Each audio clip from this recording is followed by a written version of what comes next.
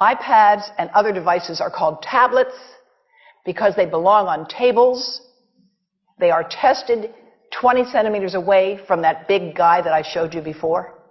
20 centimeters away. They are not approved to be held in the laps of little children, although millions of kids are having them now in schools because the people involved in educational technology and those involved in public health research are not talking to one another. Because if they were, they would understand that you're giving children a two-way microwave radiating device, and if you must give them such a device for learning purposes, put it on airplane mode so that it's not sending and receiving signals as it does otherwise. Now, this is some new modeling, again, that we've developed with colleagues in Brazil, and we can share with you how we've done it. We first start out with the MRI and create the model with 1 millimeter voxels, and this is quite a bit of work goes into creating this, and here is what it looks like after a period of 6 minutes. And that's really not as bad as it might look, because you see the red area only gets partway through the eye of the adult, right? The one that we're really concerned about is this one with the young child. And this is a 3-year-old brain that we modeled. And you see that by the end of that 6-minute call, the peak radiation, yellow and red, is getting all the way into almost both eyes. And again, this is one call, and it's not going to kill anybody. It may not cause any biological effect whatsoever for 1 call or 2 calls or 3 calls. But the question is, what's the cumulative impact of this kind of exposure? How do we evaluate it? And I want to show you an example of some of the work that we are doing now that I'm releasing here for the first time. And this is a modeled microwave radiation dose of a 6-year-old with greater levels to the frontal and temporal lobes, eyes and cheek. And watch this here. Now, yellow, white, and red are the hottest, all right? And if you look carefully, you will see it's going into the eye, the nose. Do it again, just so you'll get to see it. And partly into the brainstem. Now, that's just showing you that there's going to be some exposure into that area of a young head. It doesn't tell you that there's any biological effect, right? Now, the next slide is going to show you something that might be of interest to students and faculty here.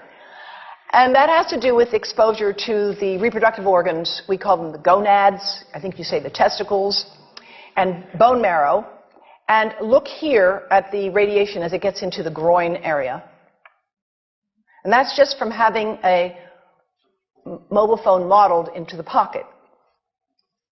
And this, again, is based on a normalized SAR with I think we had a dipole antenna. Now, the breast. The breast is mostly fat, contains a lot of fluid. Things that contain fat and fluid cook faster in the microwave oven. Now, a cell phone can't cook anything, all right? Mobile phones do not pop popcorn. That was a fraud. They don't make any heat that we know of, otherwise they wouldn't be permitted. But they do go through things that contain fat and fluid, and we are now working at Environmental Health Trust with scientists at the University of California, San Francisco, scientists at formerly the president of the American Cancer Society of California, because we are seeing women who keep cell phones in their bras. Has anyone seen a woman put a cell phone in her bra? Hands up, please. Please tell them you've heard now why they shouldn't do that. And here I want to show you our first case report from 2009, and we now have many more. This was a Chinese-American woman who used her cell phone 4 hours a day in her bra for 10 years while she was driving. Now, and you drive with a phone on your body. The phone is smart. It's going to go from one tower to another, and it's going to say, here I am, where are you, here I am. And it's going to be going to max power each time it moves from one cell tower to another. And there it was right next to her chest. And the tumors that developed right under the antenna of the phone. unusual tumors. But in the meantime, people have a right to know how you can minimize exposure. And again, I think this information is available on our website, will be available on yours. Remember, if you have to give a phone to a child, put it on airplane mode. And think about this. That microwave oven, it works because there's a metal box around the microwave signal, and the signal pings all over the place. Next time you get into an elevator or a train for any length of time, put your phone on airplane mode. Otherwise, that signal is going all over the place, magnifying and coming back.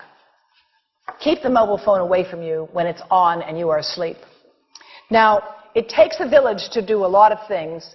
These are some of the people whose materials I've used today with their permission, and I can't read this list to you, but I want you to know that I feel really honored to be working with some of the most talented people in the world on this issue. And they have given me permission to share these materials with you. And I leave you with this thought from Albert Einstein. The world is not dangerous because of those who do harm, but because of those who look at it without doing anything. So, thank you. And